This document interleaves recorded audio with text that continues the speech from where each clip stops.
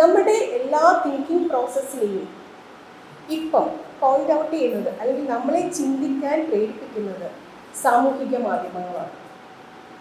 നമ്മൾ എന്ത് ചിന്തിക്കണം, നമ്മൾ എന്ത് പ്രവർത്തിക്കണം, നമ്മളുടെ പ്രോസസ്സ് എങ്ങനെയായിരിക്കണം, ഇതൊക്കെ നമ്മൾ അറിയാതെ തന്നെ ഒരു എന്താ പറയുക നമ്മുടെ ബ്രെയിനിനെ മാപ്പ് ചെയ്യുന്ന ഒരു രീതിയിലാണ് സോഷ്യൽ മീഡിയ പ്ലാറ്റ്ഫോംസ് നമ്മൾ കാണുന്നത്, നമ്മൾ കേൾക്കുന്നത്, നമ്മൾ ഇൻട്രാക്ട് ചെയ്യുന്നത്, കാര്യങ്ങളെല്ലാം പോകുന്നത്.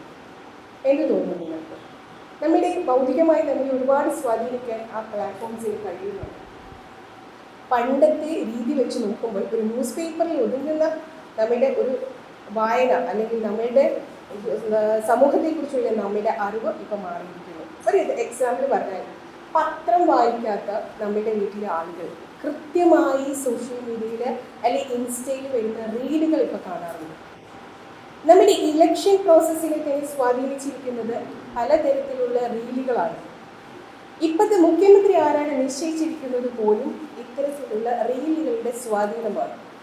അങ്ങനെ നമ്മൾ എന്ത് ചെയ്യണം, നമ്മൾ എങ്ങനെയാണ് ഡിസിഷൻ എടുക്കേണ്ടതെന്ന് തീരുമാനിക്കാൻ ഇൻസ്റ്റാഗ്രാം, സോഷ്യൽ മീഡിയ പോലുള്ള പ്ലാറ്റ്ഫോമുകൾക്ക് കഴിയുന്നു എന്നുള്ളതാണ്.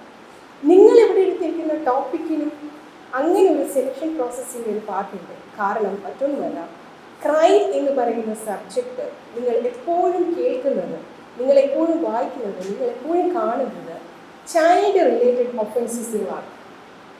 കുട്ടികളെ ഉപദ്രവിച്ചു, 4 വയസ്സുള്ള കുട്ടിയെ 70കാരനെ ഉപദ്രവിച്ചു, 3 വയസ്സുള്ള കുട്ടിയെ സ്വന്തം അപ്പൂപ്പനെ ഉപദ്രവിച്ചു, അമ്മാവനെ ഉപദ്രവിച്ചു, അച്ഛൻ കുട്ടിയെ ഉപദ്രവിച്ചു. ഇത്തരം വാർത്തകളാണ് മുഴുവനും കാണുന്നത്. വളരെ അപൂർവമായി കുട്ടികളെ തട്ടിക്കൊണ്ടു പോകുന്ന കേസുകൾ, അല്ലെങ്കിൽ കുട്ടികൾക്ക് ദോഷം വരുന്ന രീതിയിൽ പ്രവർത്തിക്കുന്ന കേസുകൾ, ഇത്തരം കാര്യങ്ങളൊക്കെ വളരെ കുറച്ചേ കാണാറുള്ളൂ.